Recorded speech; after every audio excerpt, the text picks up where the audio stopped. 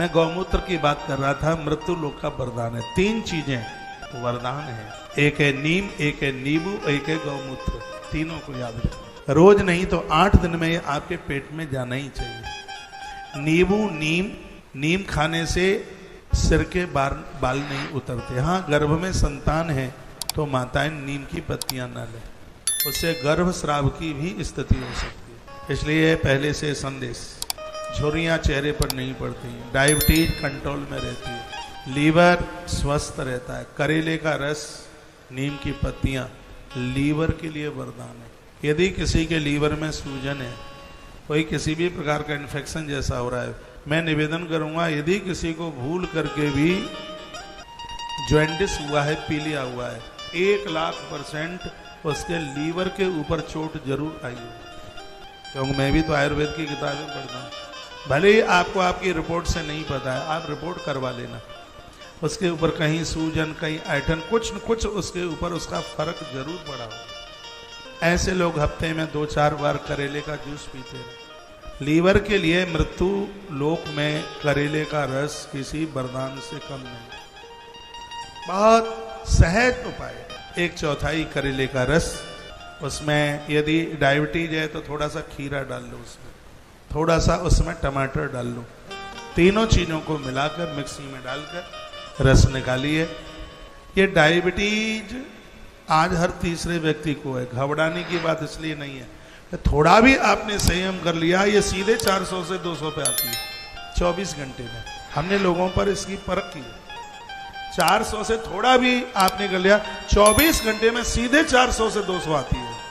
ये बहुत जोर से बढ़ती है तो ये बहुत जोर से घटती भी है। इसमें आधा घंटा सुबह घूमना, आधा घंटा शाम को घूमना, एक समय भोजन ले लीजिएगा उसको। डायबिटीज के मरीज को थोड़ा जल्दी खाने के लिए चाहिए। गेहूं का थोड़ा परहेज करें। गेहूं में जौ डालें, ज्वार डालें, चना डालें। सीधे गेहूं की रोटियां ना लें। जितना आलू प्रभावी है इसमें, उसी प्रकार से गेहूं का आटा भी उसमें उतना ही प्रभावी। और इस रोग को जीतना होगा। ये देश में लाखों की संख्या में लोग हर साल डायबिटीज से खत्म हो जाते हैं। जीभ चटोरी है, मानती नहीं है। शादी सूदी में तो पूरे वर्ष भर आप घूमते ही रहे, फिर मुट्ठियां भर भर के दवाइयां खाते रहते हैं। वो और तमाम बीमारियों को पैदा कर देती है। यहां तक जीवन जीना है कि आपको एलोपैथिक दवाई लेनी ही ना पड़े। ऐसी कोशिश कीजिए। और एक सहज सा मैं तरीका बता रहा हूं। हल्दी और उसमें धनिया डाल करके उसका काढ़ा बनाकर आप लें। इस बीमारी में उसका बहुत बड़ा फायदा। 1.25 साल तक की बछिया आपको मिल जाती है। गौमूत्र चढ़ाइए उसको भट्टी पर, एकदम गाढ़ा हो जाएगा। इतना गाढ़ा हो जाएगा कि उसकी गोलियां बना के रख लोगे। 2 गोली सुबह, 2 गोली शाम गर्म पानी के साथ ले लीजिए। ये वो बातें बता रहा हूं जिनको मैंने लोगों पर प्रयोग किया। मैंने आज हजारों में नहीं, लाखों लोगों को दवाई 1.5 साल में बांट दी। और मेरे पास इतने लोग लौट करके आए हैं, उन्होंने कहा महाराज जी जीवन बच गया है, आनंद हो गया, घाव भरने लगे हैं इस औषधि के द्वारा।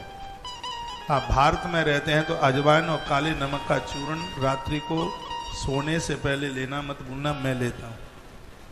जैसे हाल ही लुढ़कते ही नींद आ जाती है, अनिद्रा खत्म हो जाएगी। भोर में सुबह जल्दी जाग जाओगे, पेट खाली हो जाएगा, तुम्हें इंतजार नहीं करना पड़ेगा। आप करके तो देखिए। यदि फायदा ना मिले तो मेरे ऊपर फाइन लगा देना। साइड इफेक्ट कोई है नहीं। आपके स्वास्थ्य के लिए किसी वरदान से कम नहीं है। 1/4 नींबू रोजाना आपके पेट में जाना चाहिए। कथा अभी मैं आपको सुना रहा हूँ, चिंता न कीजिए, डोंट वरी। ये भी जरूरी है। मैं चाह रहा हूँ जो पैसा दवाइयों में खर्च हो रहा है वो पैसा आपका परिवार पालन में लगे, धर्म कर्म में